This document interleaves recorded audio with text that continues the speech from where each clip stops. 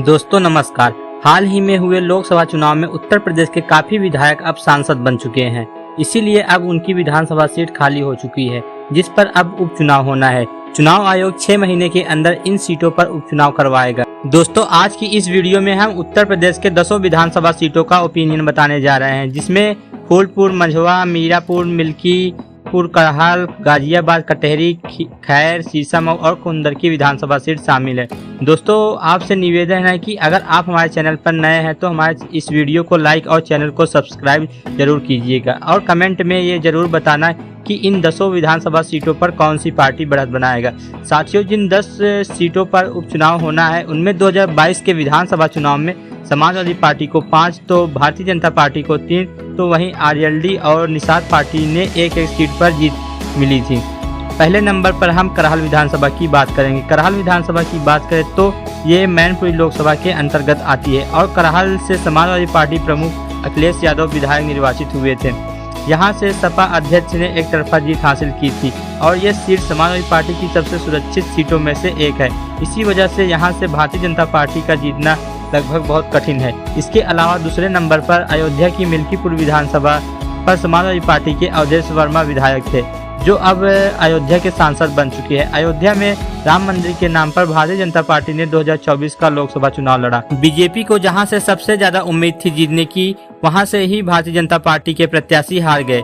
इन्हीं आंकड़ों के आधार पर बीजेपी की इस सीट पर हार लगभग तय है। तीसरे नंबर पर प्रयागराज जिले की फूलपुर विधानसभा की बात करें तो इस विधानसभा सीट पर भारतीय जनता पार्टी के विधायक प्रवीण पटेल थे, जो अब यहाँ के सांसद बन चुके हैं। फूलपुर विधानसभा की बात करें तो यहाँ पर लगभग सभी दलों ने जीत दर्ज की है। दोस्तों फूलपुर में उपचुनाव का सबसे ज्यादा माहौल समाजवादी पार्टी का है। फूलपुर से समाजवादी पार्टी से टिकट के लिए लगभग 6 से 7 लोगों ने पार्टी के पोस्टर बैनर लगवाकर अपना माहौल बना रहे हैं।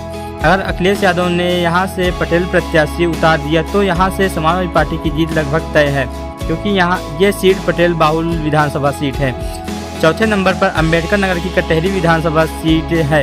यहां से समाजवादी पार्टी के विधायक लालजी वर्मा विधायक थे, लेकिन वह अब अंबेडकर नगर के सांसद बन चुके हैं, जिसके बाद यह सीट खाली हो चुकी है। कटहरी विधानसभा की बात करें तो दोस्तों कटहरी विधानसभा सीट पर 2012 में समाजवादी पार्टी को जीत मिली थी, लेकिन 2017 में यह सीट सपा हार गई। लेकिन 2022 और 2024 में समाजवादी पार्टी ने इस पर मजबूत वापसी की। इस सीट पर यादव, दलित और कुर्मियों का अच्छा प्रभाव माना जाता है।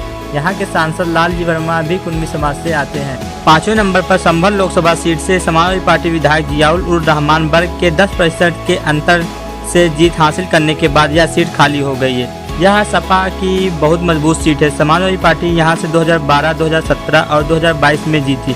2022 में समाजवादी पार्टी ने बीजेपी को 16% के जीत के अंतर से हराकर यह सीट अपने पास रखी। इसके अलावा 6वीं विधानसभा की सीट है खैर विधानसभा सीट। भाजपा के अनूप सिंह ने हाथरस लोकसभा सीट से चुनाव लड़ने के बाद अलीगढ़ की खैर विधानसभा सीट से इस्तीफा दे दिया है। 2012 में यह सीट आरएलडी के पास तो 2017 में बीजेपी ने जीती थी। 2022 में बीजेपी ने कड़े मुकाबले में 30% की आसान जीत के अंतर के साथ बसपा को हराकर यह सीट बरकरार रखी।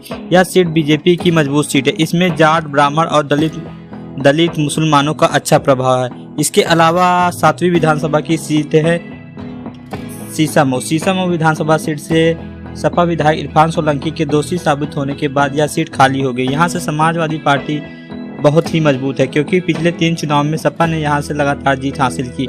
यहां मुसलमान, ब्राह्मण, दलित का अच्छा प्रभाव है। यह सीट कानपुर लोकसभा सीट के अंतर्गत आती है। इसके अलावा 8वीं विधानसभा की बात करें तो वह विधानसभा सीट है मीरापुर सीट से राष्ट्रीय लोकदल के चंदन चौहान के सांसद चुने जाने के बाद यह सीट खाली हो गई। 2012 में यह सीट बसपा और 2017 में बीजेपी ने जीती थी। 2022 में आरएलडी ने समाजवादी पार्टी के साथ गठबंधन कर ये सीट हासिल की थी। इस सीट पर जाट और मुसलमान का अच्छा प्रभाव है। इसके अलावा 9वें नंबर पर गाजियाबाद की विधानसभा सीट आती है। गाजियाबाद विधानसभा सीट से भाजपा के अतुल गर्ग ने गाजियाबाद लोकसभा चुनाव से जीत हासिल की, जिसके बाद यह सीट खाली हो गई। 2012 में यह सीट बसपा और 2017 में बीजेपी ने जीती थी। 2022 में बीजेपी ने 1 लाख अधिक वोटों से यह सीट जीती। इस आंकड़े के आधार पर बीजेपी का जीत यहां से लगभग तय है। 10वें नंबर पर जो विधानसभा की सीट है वो है भदोही मझवा विधानसभा की बात करें तो यह भदोही लोकसभा सीट के अंतर्गत आती है। भदोही सीट से लोकसभा चुनाव जीतने के बाद निषाद पार्टी के विनोद कुमार बिंद ने इस्तीफा देने के बाद यह सीट खाली हो गई। 2012 में यह सीट बसपा, 2017 में बीजेपी ने जीती थी। 2022 में बीजेपी की सहयोगी निषाद पार्टी ने सपा को हराकर यह सीट जीती। यह बीजेपी की मजबूत सीट है। इसमें यादव, मौर्य, निषाद, दलित, ब्राह्मणों का अच्छा प्रभाव है। दोस्तों, इन 10 सीटों पर समाजवादी पार्टी को 7 तो बीजेपी को 3 सीटों पर जीतने का अनुमान है।